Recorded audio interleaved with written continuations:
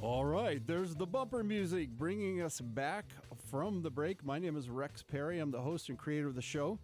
And what we do is we talk business, politics, and economics. And we've had quite a few guests this show talking real estate, insurance, different things. Now we get a chance to talk a little bit about international politics. And our guest is Saiaf. You want to give us your last name? Yeah, it's Abdallah. I go by Resistance is Beautiful. Thanks for having me. You betcha.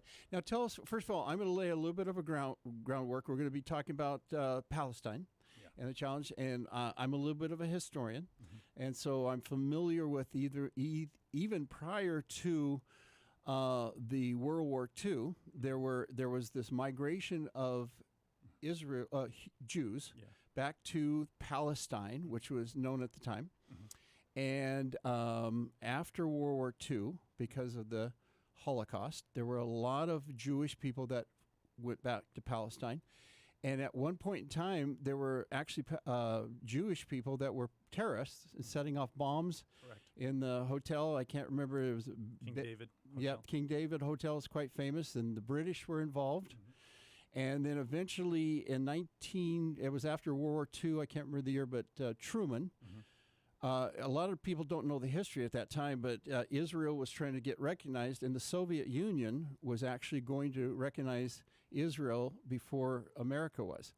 And a little bit of the backstory, but President Truman's partner in the clothing industry was Jewish. Mm-hmm. And it was a very touch and go, and then at the last minute, Truman decided to recognize Israel, and that kind of started this ball rolling. Yeah. And then is it the 1967 war where there was a big push to try to push Israel out? Am I getting the history right there? Yeah. The thing is, like even just telling you from like a personal story, we were kicked out forcibly by the Jewish Israelis in 1948. Mm-hmm. That's when this happened with Truman. Yeah. And so, on my mother's side, they were all forcibly kicked out. And where did her family go? Did she go Jordan. to Jordan? Yeah. And then from Jordan, where'd she go from there? So they were in Jordan for a while until my father married her and they came to the U.S. Okay. My father was kicked out in 1954 out of Palestine. 54. Yeah. So from 48 until today, 2025, the Jewish Israelis have been, stealing, murdering, ethnically cleansing my people. Yeah. And what people that study history would understand in the 1600s, 1700s, 1800s, mm-hmm. There was, look what we Americans did to the Native Americans. Yes, exactly. There has been this tragedy. And what we're seeing in real time mm-hmm. on video is one people mm-hmm. basically pushing another people off their land. And it's happening in the West Bank even today. Yes, that is correct. People don't know this. Yeah, absolutely. The West Bank is simply Gaza 20 years prior. Yeah. And now I've written a book mm-hmm. about the developing world and the challenges. And the book has to do with public records and land rights mm-hmm. and titles. Mm-hmm. And what's fascinating and frustrating is that a lot of the land that people are being pushed off of, there doesn't seem to be a paper trail. Mm-hmm. There's no county recorder's office. See, anybody in real estate would understand this. Yeah. There doesn't seem to be a receptacle of documents to indicate what are the boundaries, where was your land, who is your house, what's your address. Yeah. Do they have records like that? Well, Israel doesn't care, right?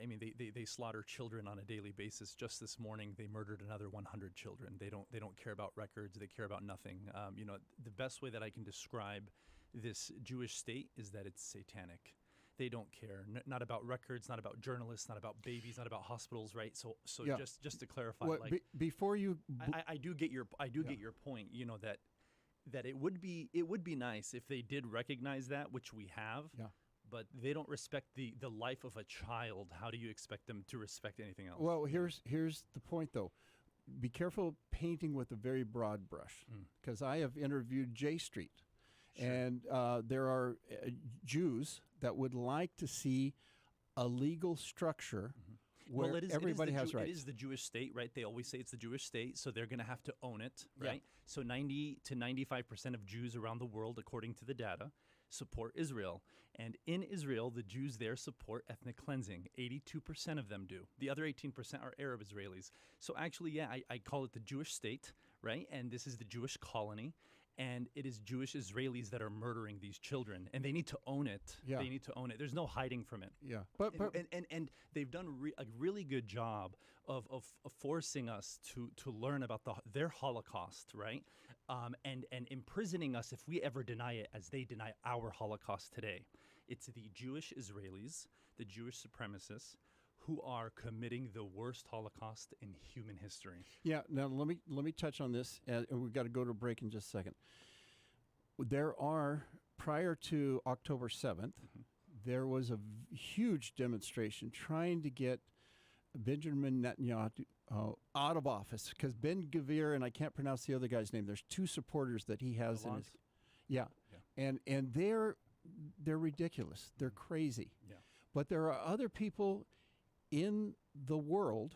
So when you paint the brush like that, you have to understand there's Again, a lot of. it's just 5% of Jews that are with us. So well, I'm sorry, it is a broad brush, but it's the most accurate way. I'm with you. So I hear you. The thing is this, is that their synagogues, their rabbis, their scholars are all for this. They give away our land, they steal, they kill us, they slaughter us, then they deny it. They need to own it. There's something deeply satanic about it, and they need to get their stuff in order. Yeah. No, here's the point, though. Let's give out your website or how can people reach you? I go by Resistance is Beautiful on Instagram, TikTok, and so on. And for everybody listening, just remember that there is a Holocaust in Palestine that is being committed by the Jewish Israelis, who have murdered 700,000 Palestinians in the last 22 months. It's Palestinian land, and we have a right to armed resistance and to get it back by force. Now, see, that's the issue, though. It's not an issue, because here in America, you guys are all about, being a patriot, right? Yeah. Being a patriot, and you have the right to defend yourself. I have a right to defend myself. Yeah. I'm a Palestinian. I have a right to build tunnels, and I have a right to defend my land. Okay. We've gotten out. We're going to do a quick break here. We got the music coming up. Everybody stay tuned. We're going to be right back.